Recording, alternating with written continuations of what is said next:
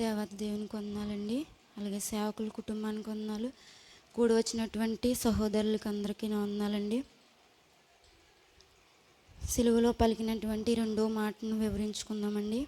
ముందుగా ప్రార్థన చేసుకుని ఈ మాటలను అలాగే దేవుడు మనకి ఏం తెలియపరుస్తున్నాడో ఈ మాటల ద్వారా చెప్పుకుందామండి. కొద్ది నిమిషాలు ప్రార్థన చేసుకుందామండి. ప్రియా పరలోకపు తండ్రి, నీ పరిశుద్ధమైన పాదాలకు వందనాలయ్యా.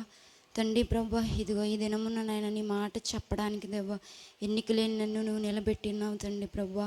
దేవా ఈ మాట ద్వారా తండ్రి మేము ఏమి నేర్చుకోవాలనో దేవా దైవమైన జ్ఞానం చేత నన్ను నింపండి ప్రభా. నీ ఆత్మ చేతనే నేను మాట్లాడటానికి కృప చూపండి. వీటిలో ఉన్నాయి తీసివేయకున్నట్లు, లోకంలో ఏవి వీటిలో కలపకుండానట్లు దైవికమైన జ్ఞానం నాకు అనుగ్రహింపచేయండి. వినుచున్న వీరందరికీ కూడా తండ్రి వెనుబుద్ధి పుట్టించండి. దైవమా నీకు స్తోత్రములు.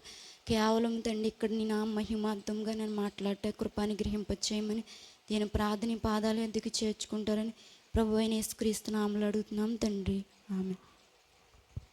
సిలువలో పలికినటువంటి రెండో మాటను మనం ధ్యానించుకుందామండి. కొద్ది మాటలు. మొదటిగా సేవకులు ఈ మాటలు మా ఇంటి దగ్గర కృతజ్ఞత ప్రార్థన రోజుని చెప్పాలి అని చెప్పినప్పుడు ఈ మాటల యొక్క వెనుక ఆత్మీయార్థం ఏంటి అనేసి నాకు అనిపించిందండి. ఎందుకంటే ఆయన పలికిన ప్రతి మాటలో కూడా వెనక ఆత్మీయార్థం ఉంటుందండి.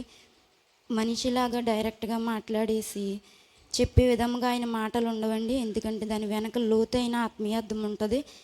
సేవకులు చెప్పినప్పుడు ఈ 7 మాటల్లో దాని వెనకున్న ఆత్మీయార్థం ఏంటనేసి నాకు ఆలోచన వచ్చిందండి ఆ రోజు. సరేని ఆ రోజు నేను ప్రార్థన అయిన తర్వాత చూసుకున్నానండి. నాకు ఇచ్చిన 2 మాటలు కూడా మరి ఎందుకంటే నేను ఈ లోకానుసారంగా మాట్లాడకూడదు కాబట్టి దేవుడు ఎందుకైతే ఆ శ్రేష్టమైన మాటను ఆ సిలువలో పలికి ఉన్నారో దాని యొక్క అర్థము గ్రహించుకుని నేను చెప్పాలనేసి దేవుని నేను ప్రార్థించుకున్నానండి. అప్పుడు నాకు ఆలోచన, దేవుని ప్రేరేపణ బట్టి వచ్చినటువంటి ఆలోచన నేను మీకు చెప్తానండి. ఇక్కడ యేసుతో పాటు సిలువ వేయబడినటువంటి 2 దొంగలు. ఎందుకంటే మధ్యలో ఉన్న వ్యక్తి నీతిమంతుడు, ఏ నేరము చేయలేని వ్యక్తి. కానీ వారి ఇద్దరు దొంగలు కూడా వారు చేసిన ఆ యొక్క తప్పిదములు బట్టి నేరస్తులుగా అక్కడ సిలువ వేయబడ్డారండి. ఆ యొక్క రోమా సైనికులు, ఆ యొక్క ప్రభుత్వంలో వారు చేసిన తప్పిదములను బట్టి వారు శిక్షను అనుభవించడానికి ఆ సిలువ శిక్షను వారికి విధించారండి. ఎందుకంటే ఆ సిలువ శిక్ష వారికి సరైనది కాబట్టి, వారు చేసిన ఆ తప్పులను బట్టి వారికి సరైనదని ఎంచి వారిని సిలువ వేశారండి. మరి వారిద్దరి మధ్యన ఈ నీతిమంతులు ఉన్నారండి. వారి ముగ్గురి మధ్యన ఒక సంభాషణ అయితే జరుగుతుంది. మరి ఆ సిలువలో కూడా ఒక మాటను ప్రభువు అక్కడ వినిపించారండి. ఇక్కడ ముందుగా దొంగలు ఏమి అయితే అక్కడ మాట్లాడారో వాటి కోసం తెలుసుకుందామండి. లూకాసు వార్త 23వ అధ్యాయము 39వ వచనమండి. వేలాడవేయబడిన ఆ నేరస్తులలో ఒకడు ఆయనను దూషించుచు, నీవు క్రీస్తువు కదా, నిన్ను నీవు రక్షించుకునుము, మమ్మును కూడా రక్షించుమని చెప్పాను. ఇక్కడ వీరిద్దరిలో ఆ దొంగలనే వాళ్ళిద్దరిలో ఒకళ్ళైతే ఈ విధంగా మాట్లాడుచున్నారండి. ప్రభువును దూషిస్తూ, అంటే అపహాసం చేస్తూ, మధ్యలో ఉన్న ఆ ప్రభువుని దూషిస్తూ, నువ్వు క్రీస్తువు కదా. ఆ యొక్క దొంగ క్రీస్తుని ఎరిగాడు కానీ ఆయన్ని అపహాసం చేస్తున్నాడు. నిన్ను నీవు రక్షించుకుని మమ్మను కూడా రక్షించమని చెప్తున్నాడు. ఎందుకంటే తను రక్షిస్తే ఒకవేళ మళ్ళీ ఆ లోకంలోకి వెళ్ళి తను ఏ తప్పిదమైతే చేసి ఉన్నాడో మళ్ళీ ఆ విధంగా తను జీవించవచ్చేమో. అందుకని ఆ రక్షకుణ్ణి నువ్వు రక్షించుకుని నన్ను కూడా రక్షించమనేసి హేళనగా అపహాసం చేసి మాట్లాడుతున్న మాట అండి అది. అయితే రెండో దొంగ ఏం మాట్లాడుతున్నాడంటే, అయితే రెండో వాడు వాడిని గద్దించి, నీవు అదే శిక్షలో ఉన్నావు కదా, దేవునికి భయపడవా. ఈ దొంగ కూడా మొదట దేవుణ్ణి అపహాసం చేసిన వాడే.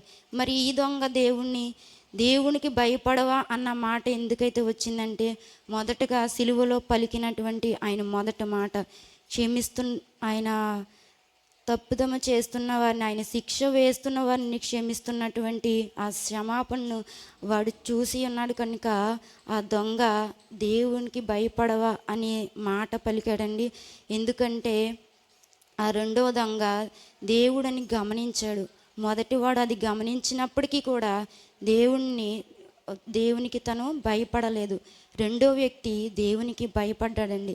ఎందుకంటే మొదట పలికిన మాటలో, సిలువలో పలికిన మొదటి మాట ఏంటంటే, తండ్రి వీరేమి చేయుచున్నారో వీరెరుగను గనుక వీరిని క్షమించు అన్న మాట తన మనసును బలముగా తాకిందండి. ఆ రెండో యొక్క దొంగని మనసును బలముగా తాకింది కాబట్టి దేవునికి భయపడవా అన్న మాట పలికాడండి. ఆయన దేవుడని తను గ్రహించాడు. మొదటి వ్యక్తి కూడా గ్రహించాడు, కానీ ఆయన్ని అంగీకరించలేదు.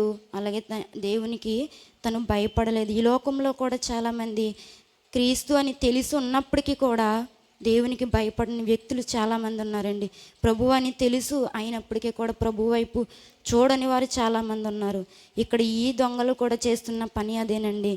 ఆనాడు ఆ విషయంలో జరిగినటువంటి ఇది ఇప్పుడు ఈ కాలంలో కూడా జరుగుతున్నటువంటి విషయం అండి. ఇది ఇప్పుడు కూడా దేవునికి భయపడిన వ్యక్తులు చాలామంది ఉన్నారు. ఇక్కడ వీరేమి చేయుచున్నారో వెరుగను గనుక వీరిని క్షమించు అన్న మాట, వీరు అనగా అక్కడ రోమ సైనికులు ఉన్నారు, అలాగే శతాధిపతి ఉన్నాడు, అలాగే ప్రధాన యాజకులు ఉన్నారు, సద్దుకైలు ఉన్నారు, పరిసయ్యులు ఉన్నారు, ఇంకా అక్కడ పొత్తు పిలాతు కూడా ఉన్నాడు. వీళ్ళందరినీ కూడా దేవుడు క్షమించమనేసి అక్కడ సిలువలో ఆయన ప్రార్థిస్తున్నాడు. మొదటిగా దేవాది దేవుడు సిలువకు అప్పగించబడతాడని తెలిసినప్పుడు కూడా ఆ యొక్క గెత్సెమనే తోటలో ఆయన ప్రార్థన చేసుకుంటూనే దేవుడు పట్టబడ్డాడండి. ఆ యొక్క రోమా సైనికులకి పట్టబడ్డాడండి దేవాది దేవుడు.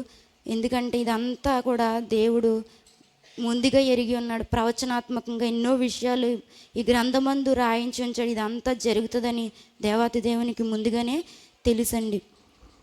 ఈ విధంగా ఈ మాటలు క్షమించమని అడుగుతున్నప్పుడు ఈ దొంగ ఆ యొక్క మాటలను బట్టి హృదయం కదిలించబడి దేవునికి భయపడవా అనే మాట పలికి ఉన్నాడండి. మనకైతే ఇది న్యాయమే, ఎందుకంటే వారు చేసిన తప్పిదమ్ములను బట్టి ఆ యొక్క శిక్ష వారికి న్యాయమే అని రెండో దొంగ గ్రహించాడు, కానీ మొదటి దొంగ అయితే గ్రహించలేదు. ఎందుకంటే నిన్ను నువ్వు రక్షించుకొని మమ్మల్ని కూడా రక్షించమని అడుగుతున్నాడే తప్ప ఇది మేము చేసిన దాన్ని బట్టి ఇది మాకు ఈ శిక్ష న్యాయమే అని తను అనుకోలేదు. రెండో వ్యక్తి మాత్రం ఇది మనకి న్యాయమని తను గుర్తెరిగాడండి. మనము చేసిన వాటికి తగిన ఫలం పొందుచున్నాము, కానీ ఈయన ఏ తప్పిదమో చేయలేదని చెప్పి అనేసి పలికిన మాట. ఆ యొక్క రెండో దొంగ ఏం చెప్పుచున్నాడంటే, దేవాతి దేవుడు ఏ తప్పు చేయలేదు, ఈయనకి ఈ శిక్ష తగినది కాదు, మనం తప్పులు చేసి ఉన్నాము కనుక ఈ శిక్ష మనకు న్యాయమే అని ఆ యొక్క రెండో దొంగ గ్రహించి ఉన్నాడండి. మొదటి దొంగ ఏమి చెప్తున్నాడంటే, తను దూషిస్తూనే ఉన్నాడు దేవాది దేవుణ్ణి, క్రీస్తు కదా అని అపహాస్యంగా మాట్లాడుచు. ఇప్పుడు ఈ లోకంలో కూడా దేవుణ్ణి దూషించేవారు చాలామంది ఉన్నారండి.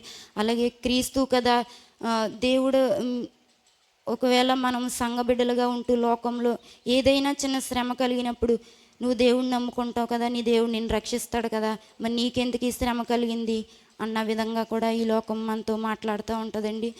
ఈ విధంగానే ఇక్కడ మొదటి దొంగ క్రీస్తు కదా, నీవు రక్షించుకొని మమ్మల్ని కూడా రక్షించు అనే విధంగా ఈ దొంగ మాట్లాడుచున్నాడండి. అయితే వీటి వలన మనం ఏం తెలుసుకోవాలి? ఆయనను చూచి యేసు, నీవు నీ రాజ్యంలోనికి వచ్చినప్పుడు నన్ను జ్ఞాపకం చేసుకోనమని చెప్పాడండి. ఈ మాట చెప్పింది రెండవ దొంగ.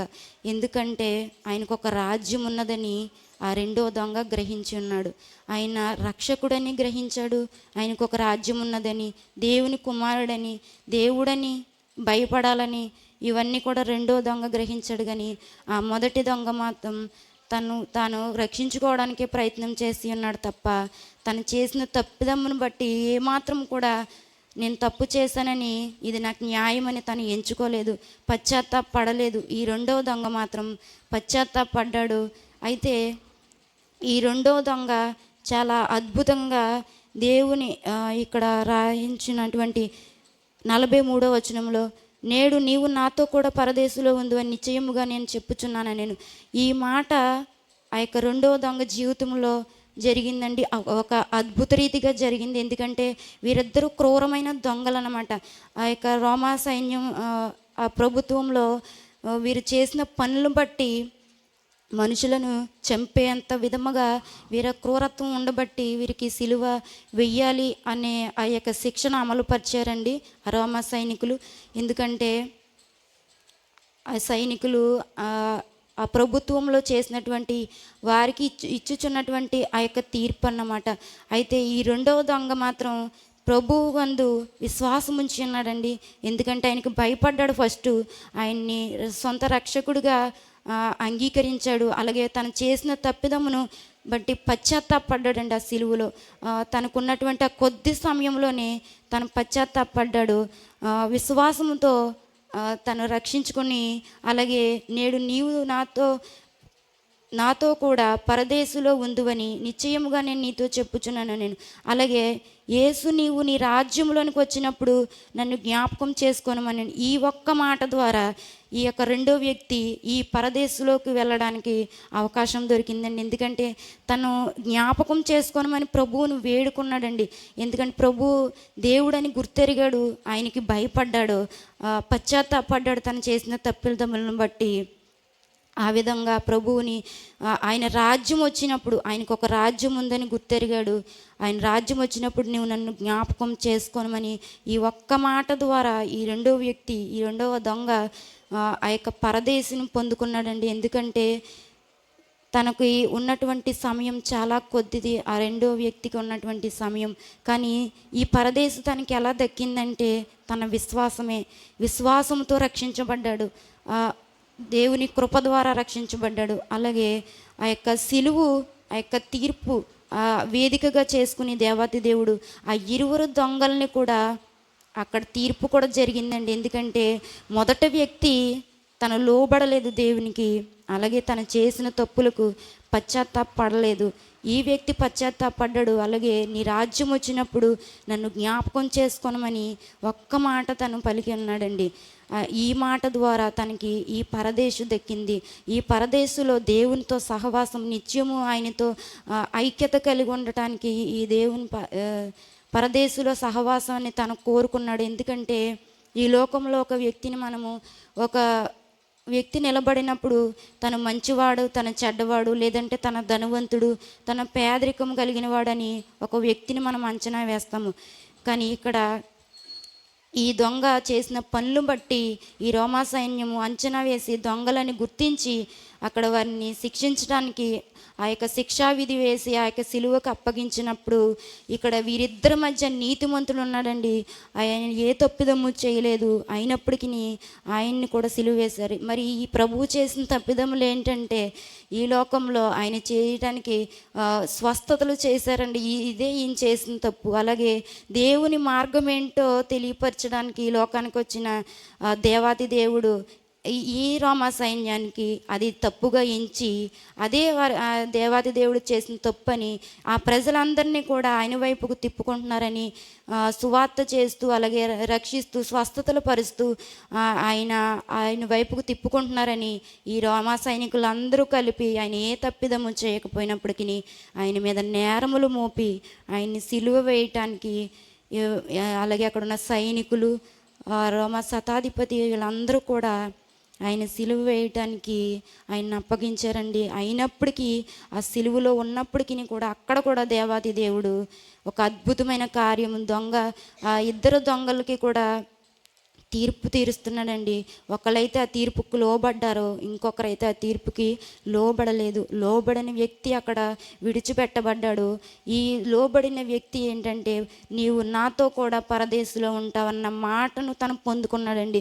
ఎందుకంటే పరదేశంలో ఏముంది, యేసయ్య ఉన్నారు. ఆ పరదేశంలో ఆయనతో సహవాసం కలిగి ఉండడానికి, ఆయనతో ఐక్యత కలిగి ఉండటానికి ఇంకేమి కావాలండి? ఆయన ఉంటే ఇంకేమి కావాలి? నేడే, ఎప్పుడో కాదు, ఆలస్యం చేయలేదు దేవుడు. నేడు నీవు నాతో కూడా పరదేశంలో ఉంటావా నిజముగా ఇది ఇప్పుడు జరిగినట్లుగా దేవాతి దేవుడు ఆ మాట పలికి ఉన్నారండి. ఇంకా దేవాతి దేవుడే ఆ మాట చెప్పినప్పుడు ఇంకా ఆ దొంగకి ఇంకేమి కావాలండి? ఆయన నేరస్తుడిగా ఉన్నానని పశ్చాత్తాపడుతూ దేవుని వైపుకి చూసి ఉన్నాడు గనుక దేవాతి దేవుడు తనకి పరదేశిని ఇచ్చాడండి. ఆ యొక్క పరదేశంలో తనకి స్థానం ఇచ్చాడు.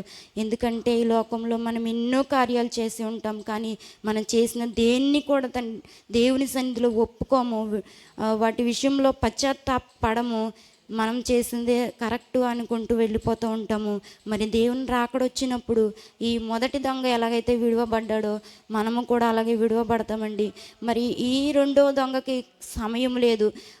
మందిరాలకు వెళ్ళి వాక్యం విని రక్షించబడటానికి, లేదంటే దేవుడు అంటే తెలుసుకోవడానికి, లేదంటే బాప్తిసం పొందటానికి, దేవుని గురించి అనేకమైన విషయాలు తెలుసుకోవడానికి తనకి సమయం లేదు.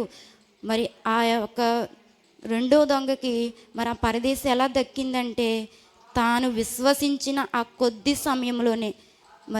సమయంలోనే మరి దేవాదేవుడు మనకు చాలా సమయం ఇస్తున్నాడు.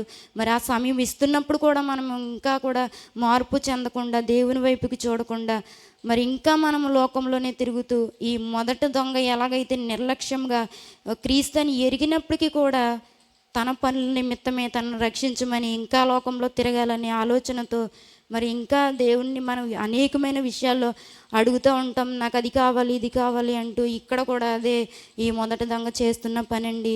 తనను రక్షిస్తే తను ఇంకా ఏదో ఈ లోకంలో చెయ్యాలి అనే తపన, ఇంకా ఏదో క్రూరమైన పనుల కోసం పూనుకోవటానికి చేయాలని ఆలోచన చెప్పున తను రక్షించమని అడుగుతున్నాడే తప్ప దేవుడని భయపడలేదు. మరి రెండో వ్యక్తి దేవునికి భయపడ్డాడు. ఆ ఉన్న సమయం దాన్ని వినియోగించుకున్నాడు ఆ రెండో వ్యక్తి. అందుకనే తనకి పరదేశం దక్కిందండి. మరి మనము కూడా ఆయనకి లోబడాలి. అలాగే చిన్న సందేశం, ఒక చిన్న జరిగిన విషయం ఒకటి చెప్తానండి. జర్మనీ దేశంలో ఒక క్రైస్తవ కుటుంబం, పెద్ద కుటుంబం అన్నమాట. ఒక పేద తండ్రి, తనకి 10 మందికి పైగానే పిల్లలు ఉన్నారండి. వారి కుటుంబం చాలా నిరుపేదనమాట. తండ్రి 18 గంటలు కష్టపడి వస్తేనే తప్ప ఆ ఇల్లు గడవని పరిస్థితి. అయితే ఆ యొక్క కుమారుల్లో చివరి 2 వ్యక్తులకు కూడా చిత్రకళాకారులు అవ్వాలనే ఆశ ఉన్నదండి. ఆ యొక్క కోరిక అయితే 2 వ్యక్తులకి ఒకటే, అన్నదమ్ములిద్దరికి కూడా ఒకటే ఆశ, చిత్రకళాకారులు అవ్వాలనేసి. అయితే తన తండ్రికి చదివించే స్థామత అయితే లేదు. అయితే వీళ్ళిద్దరూ ఒక్కసారి ఆలోచన చేసుకున్నారండి. ఒకరోజు ఆదివారం మందిరానికి వెళ్ళి వచ్చిన తర్వాత సాయంత్రం వేళల్లో ఇద్దరికి ఒకే ఆలోచన కదా, ఇద్దరిది ఒకే గోలు కదా, దీన్ని ఎలా సాధించాలి అనేసి. తండ్రి అయితే చదివించలేని పరిస్థితి కదా, దీన్ని ఎలా చదవాలని వారిద్దరూ ఆలోచన చేసుకుని ఒక నిర్ణయానికి వచ్చి ఉన్నారండి. అప్పుడు తన తండ్రికి తెలియకుండా వారిద్దరూ చేసిన ఆలోచన, మన ఇద్దరం ఒక టాస్క్ వేసుకుని వాటిలో ఎవరిదైతే ముందుగా వస్తుందో వారు వెళ్ళి మొదటగా ఆ చిత్రకళాకారు యొక్క అకాడమీ పూర్తి చేయాలి. రెండో వ్యక్తి ఏం చేయాలంటే ఆ మొదటి వ్యక్తి వెళ్ళిన స్టడీకి కావలసిన ధనం అంతా కూడా సమకూర్చాలన్నమాట, తన్ని చదివించాలి. ఆ విధంగా వీళ్ళిద్దరూ టాస్క్ వేసుకుని ఎవరు మొదట వస్తే వారు చదువుకోవడానికి వెళ్ళాలి, ఓడిపోయిన వ్యక్తి తన్ని చదివించాలి. ఆ విధంగా వాళ్ళిద్దరూ గోల్ వేసుకున్నారండి. ఆ విధంగా టాస్క్ వేసుకుని మొదట తమ్ముడైతే అక్కడ గెలిచాడండి, విజయం. ఆ మొదటి వ్యక్తి చదువుకోవడానికి వెళ్ళాడు.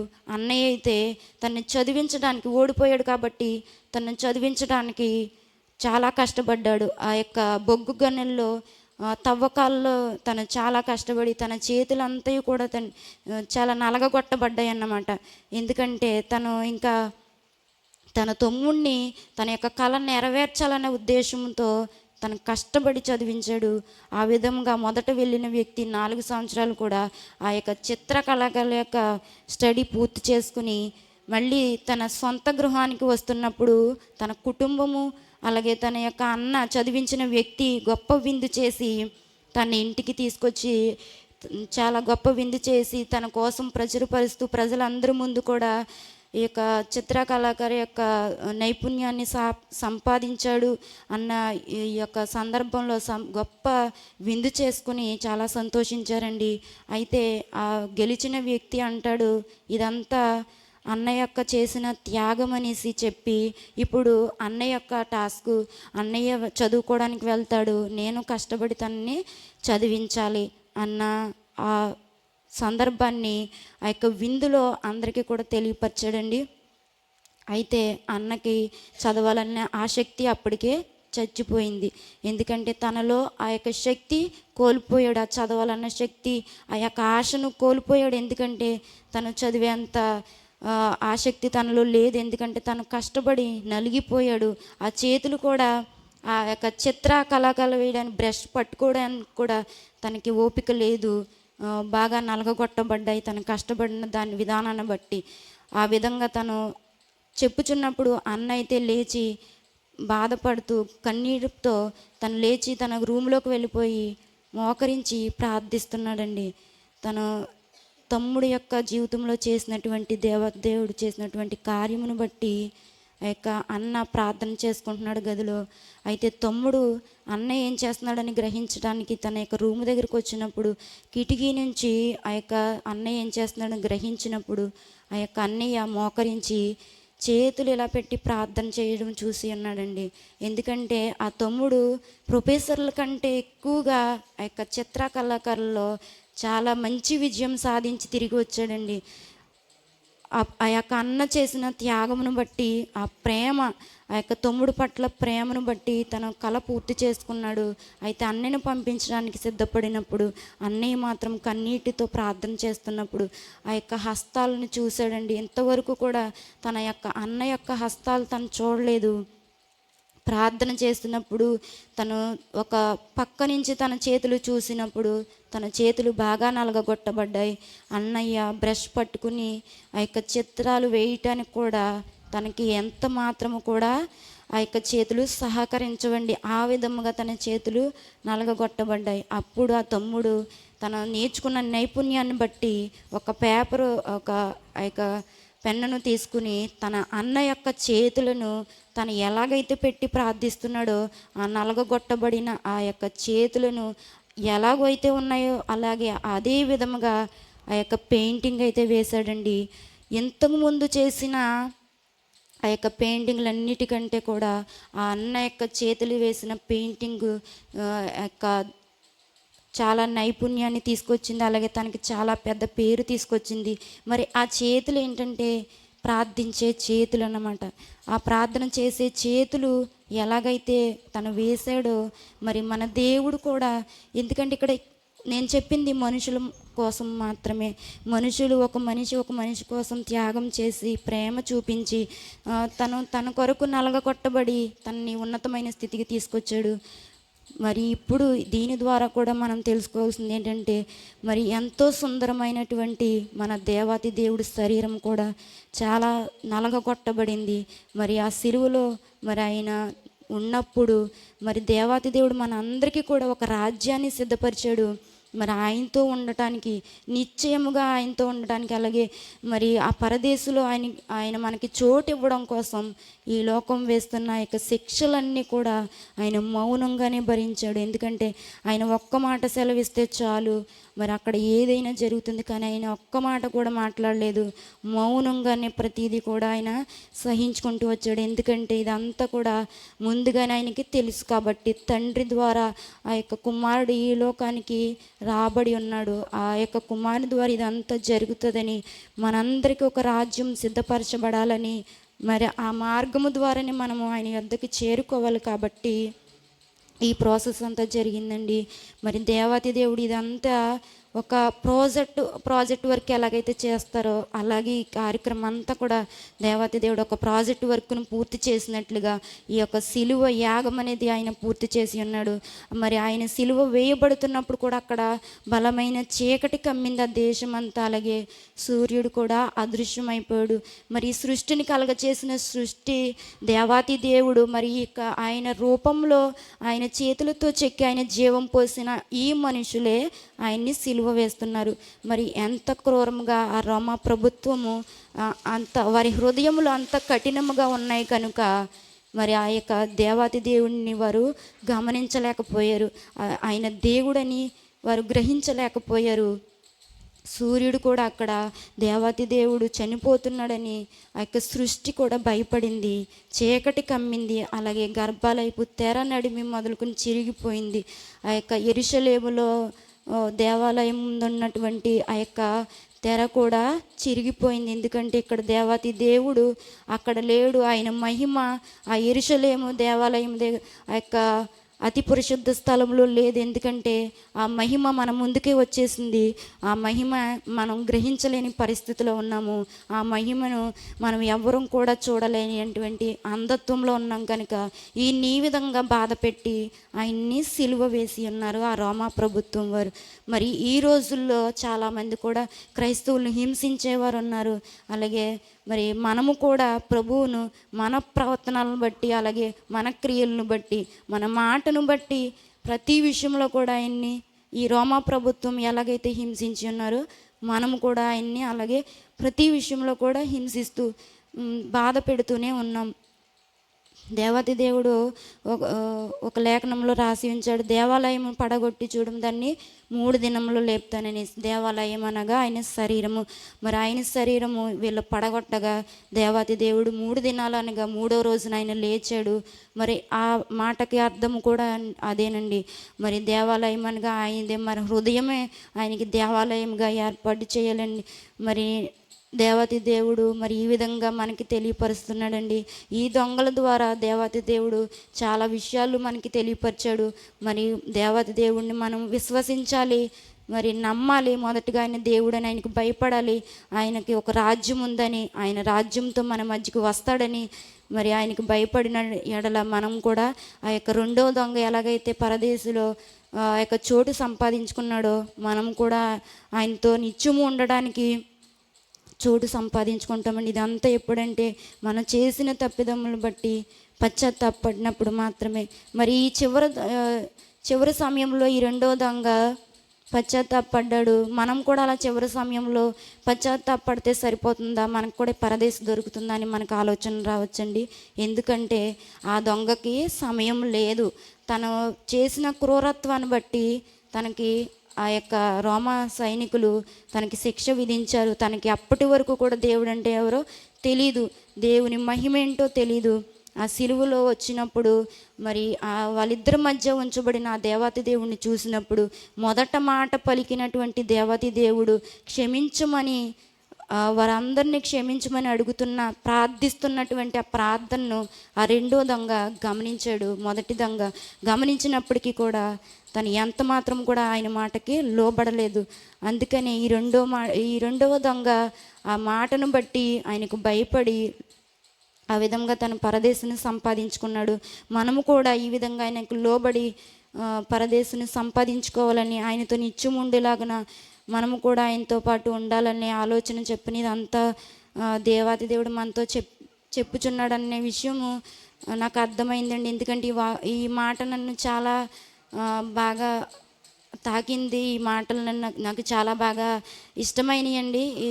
ఈ ఇద్దరు దొంగల మధ్య జరుగుతున్నటువంటి సంభాషణ దేవాతి దేవుడు సిలువ మీదే వారిద్దరికి తీర్పు, మరి ఎక్కడో తీర్పు అదే పరలోకంలో ఉన్నది, కానీ మరి ఇక్కడైతే వీరిద్దరికి ఆ సిలువ దగ్గరే తీర్పు.